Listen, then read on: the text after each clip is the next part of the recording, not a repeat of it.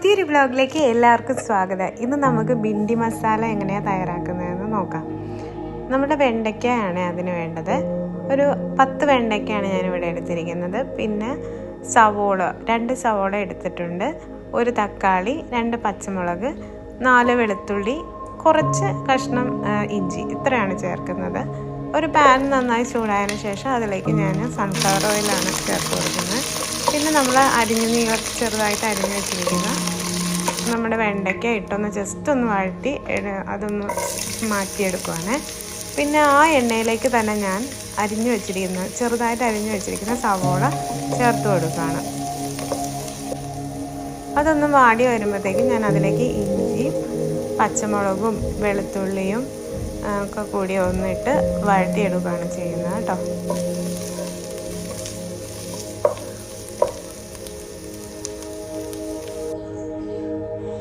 അതിലേക്ക് ഞാൻ ഒരു ടൊമാറ്റോ മിക്സിയിൽ അടിച്ചത് ചേർത്ത് കൊടുക്കുകയാണ്. പിന്നെ ആവശ്യത്തിന് ഉപ്പും കൂടി ചേർത്ത് കൊടുക്കുകയാണ്.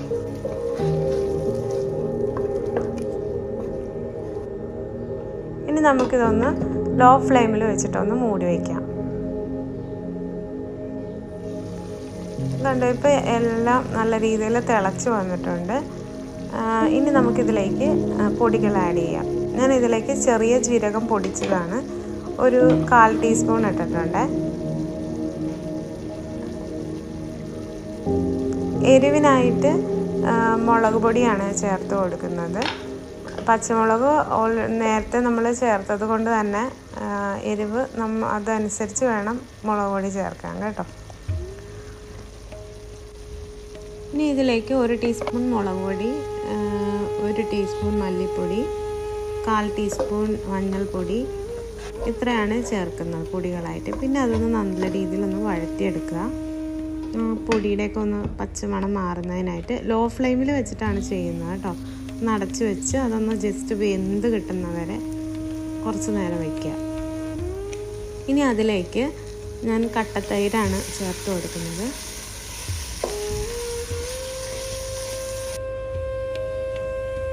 ഇനി ഈ മസാല ഒന്ന് ജസ്റ്റ് ഒന്ന് ലൂസായി കിട്ടുന്നതിന് വേണ്ടി അല്പം വെള്ളം ചേർത്ത് കൊടുക്കുകയാണ്.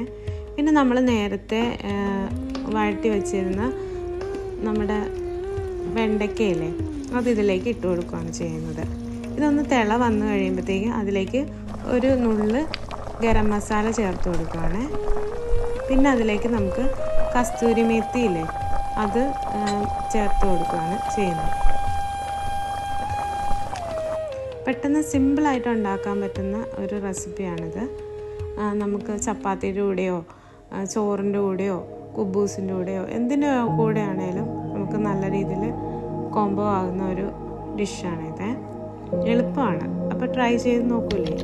അപ്പോൾ ലൈക്ക് ആൻഡ് സബ്സ്ക്രൈബ് ചെയ്യാൻ മറക്കരുത്. പുതിയ വീഡിയോയുമായി വീണ്ടും കാണാം. Thank you for watching.